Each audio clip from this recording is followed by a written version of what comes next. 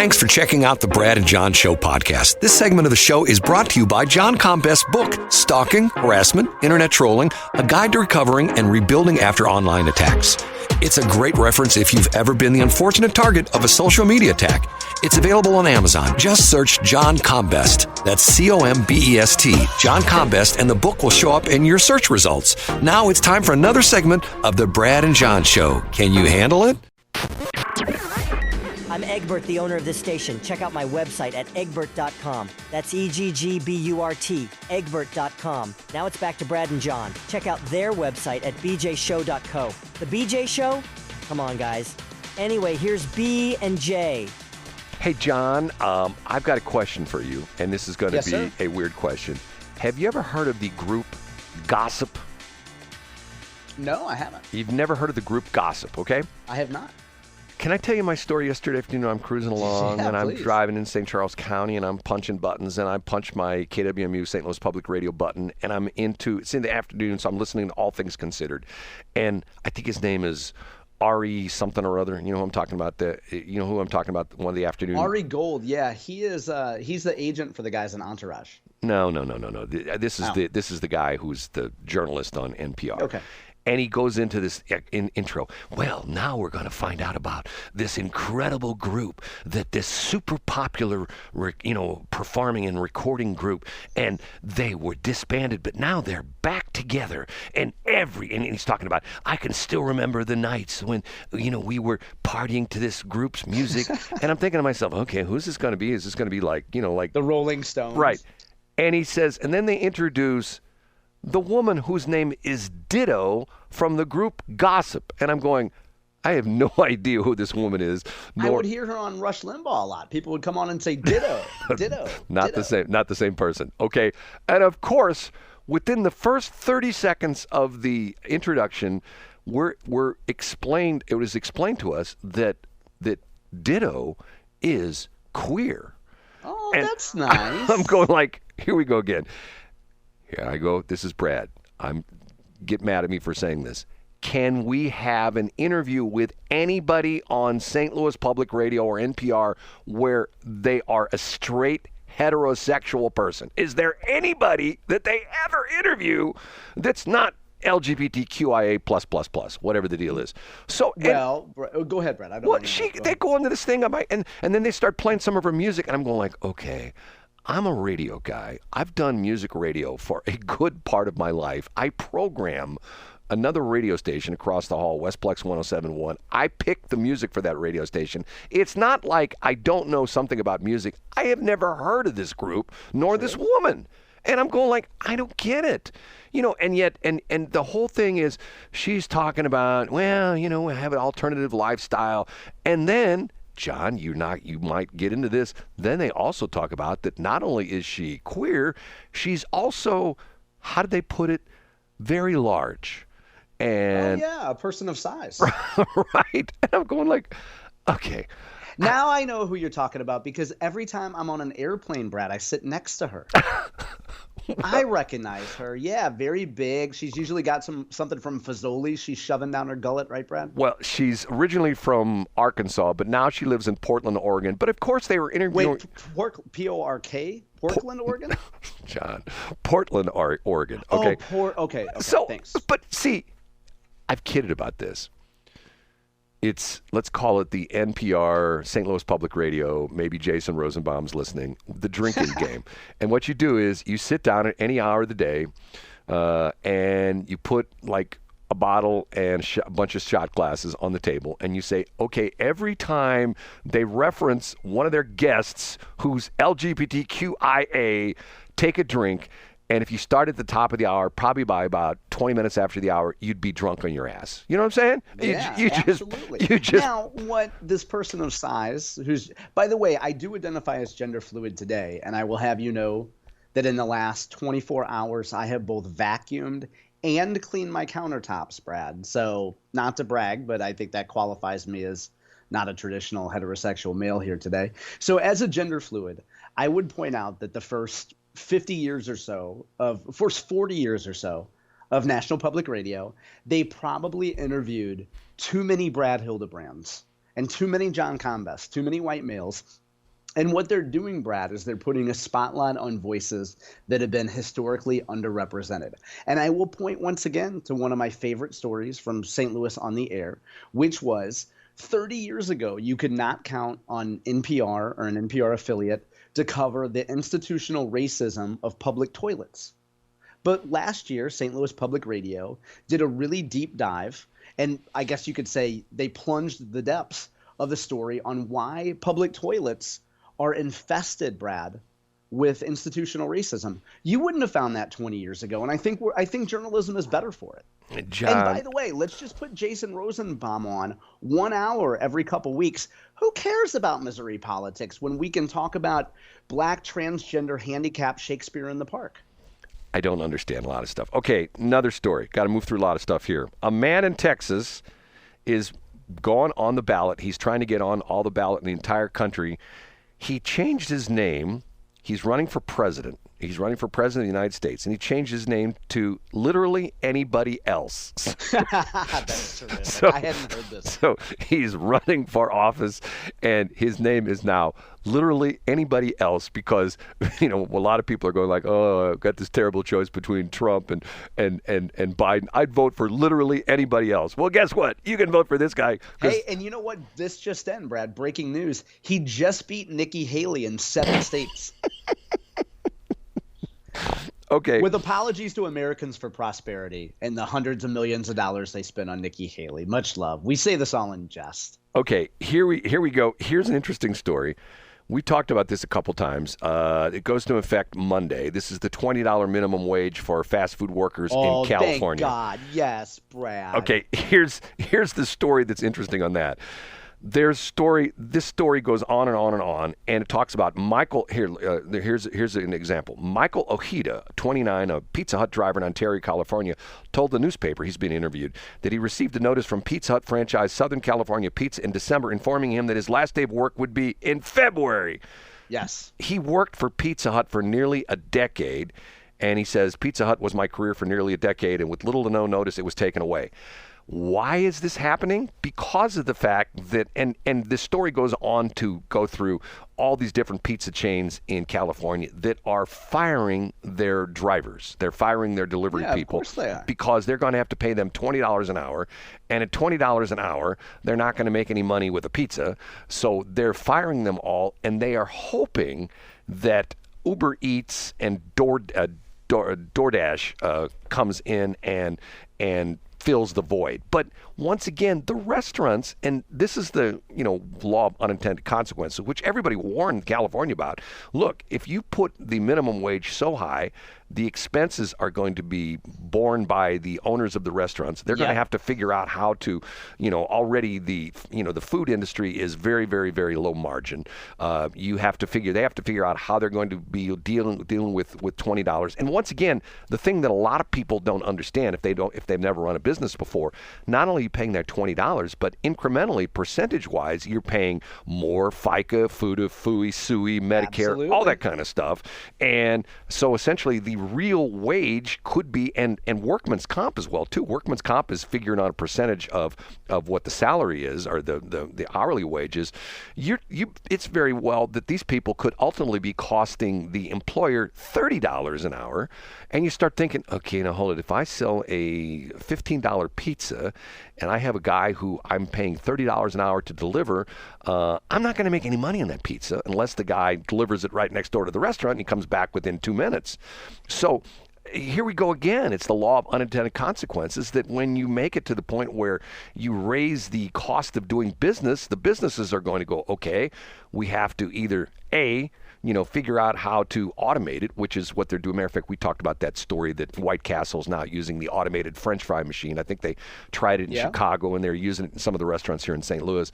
You have to figure out how to work around that. And already you're starting to see that in more and more places where they're automating, various things with how they're doing food and things like that. I don't know. So also, let's play, and you know how I feel about this. I'm with you, Brad. Like, if it's 20, why not make it 30? Why not make it 50? Why not make it 100? And also, though, if you're a delivery driver and your job gets eliminated and you're in California, can't you just go on unemployment and hang out for 6 weeks or a few months and get a check from the state? I guess. I mean, how bad is it really? Well, if they've been terminated by the employer, yes. I mean, I guess they can get unemployment. But so, I mean, if you're maybe not Bob Ojita's kid, former Mets pitcher, whoever this Ojita guy is, but if you're just somebody else and you've been doing it for a year and you're like, well, here's the thing. I can play my video games and smoke weed and still get a check from the state of California, like no skin off your apple, right? I guess. I mean, I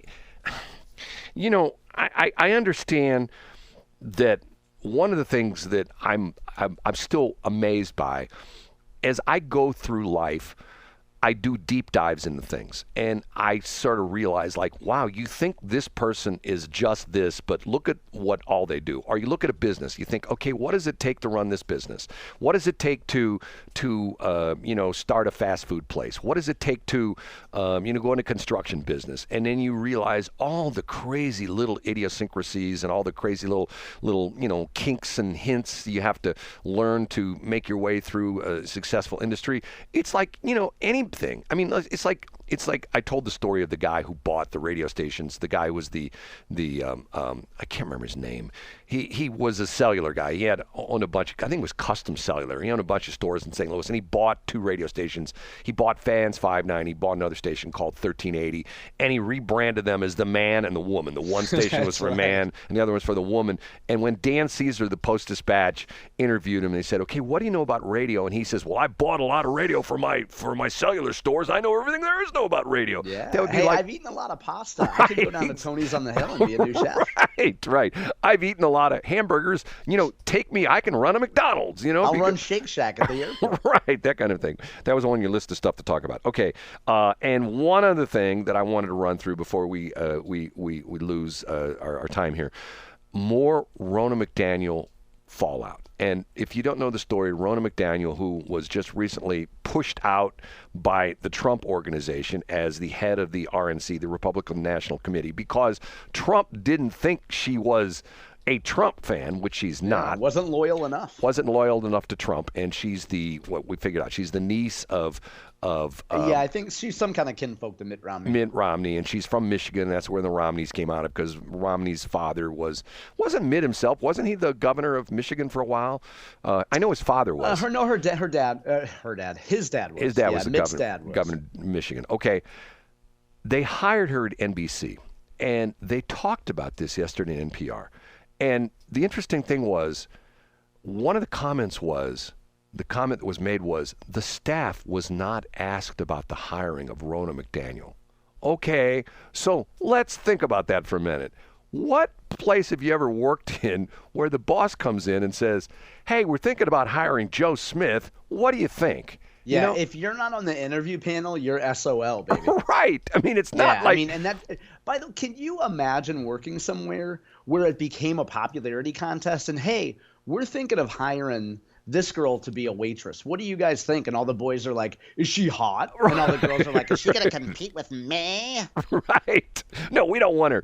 I went to high school with her. She had a locker near me, and I never got along. I mean, like, no. Yeah. It's not, insanity. So the deal on this is that, and once again, the bias that I claim, which I don't claim, it's there, the bias that all these mainline news organizations have, it's obviously apparent when they hire someone who's a Republican. The news department goes nuts. Oh, yeah. Now I heard here. Did you hear? I heard some of the pushback for this. I want to hear what you think about this, Brad. They said, and I think it was NBC, because I don't watch these stations, but somebody said, "Well, we hired Michael Steele, and he's a Republican, but we have him here because he is not an insurrectionist, and he did not support, in their words, a coup." So the difference is Michael Steele has paid homage to the anti-Trumpers and to the media and said, "I'm a Republican. I'm so sorry I'm a Republican. I do not like Donald Trump. Can I be on TV?" And then they elevate voices that don't like Donald Trump. Well, that's the way the game works. And to be fair, Brad, in the 1990s, one of the criticisms of Fox News is that they would have Democrats on who, according to liberals, were Democrats not acting like Democrats. So Democrats would get on and criticize, in the early days, Al Gore and other people like that. But now you have Republicans like Michael Steele. So their point, Brad, is we will have Republicans come on, but they cannot be insurrectionists and they cannot support a coup against our government. But see, the interesting aspect of what let me try that again. The interesting aspect of what you just said is they're now saying that's going to be what Rona McDaniel is going to do, is that she's going to do an about face. She goes, well, I can't believe I was involved with the Republicans, and I can't believe I ever had anything to do with Trump. And she's going to essentially say now she's done a 180, and now she's, she was playing for the Yankees, and now she's on the Dodgers. And on the Red Sox. Right. And she's saying, she's on the Red Sox, and she's going, those Yankees suck, and those pinstripe uniforms are really stupid looking, and they don't have their names on the back of their uniforms, and what a terrible team those Yankees are. It's like, okay, it's just and doesn't this just show, Brad, that, no matter what kind of a decision you're going to make, a percentage of people will just never be happy. And to some of us, McDaniel will never be conservative enough, and to some people because she was in the same room as Donald Trump, because you got your picture taken with Mike Lindell, you support the pillow guy and everything. That's what I heard on Facebook, Brad. I told you the reason why I find him a fascinating guy is because he's one of the Phoenix kind of guys. Not like the city. But the lowercase p Phoenix. He's risen from the ashes. He was an admitted drug dealer and alcoholic. I've told you my fascination with. I had this discussion with somebody recently about the 12-step thing, and they and how much it has changed people's lives. Well, they were going to me like, "What do you know about the 12-step?" I go, "More than the average person." And neither you nor I are alcoholics, but you recognize what a 12-step program can do for people, and you're a big believer, Brad, as am I, as you talked about it before.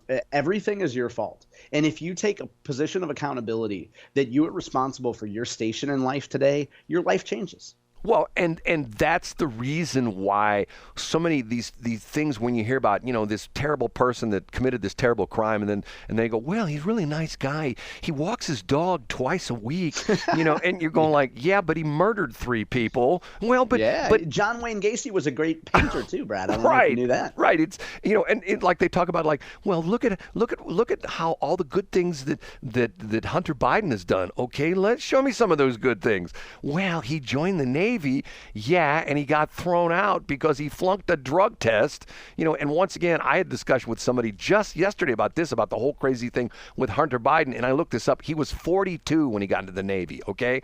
Remember, He's a kid, Brad. Remember, the military has it do a thing where it's 18 to 35, with the exception of particular what they call MOSs, and I won't throw that, but another particular jobs that you may do, that there may be people who have certain job qualifications outside of that age range who they can bring into the military and have as a commissioned or an NCO, the whole bit. And that wasn't him because of the fact that he was not brought in. I thought he was brought in as a JAG because he's an attorney, the Judge Advocate Generals, that's what they call him in the military. He was not. He was brought in as a PR guy.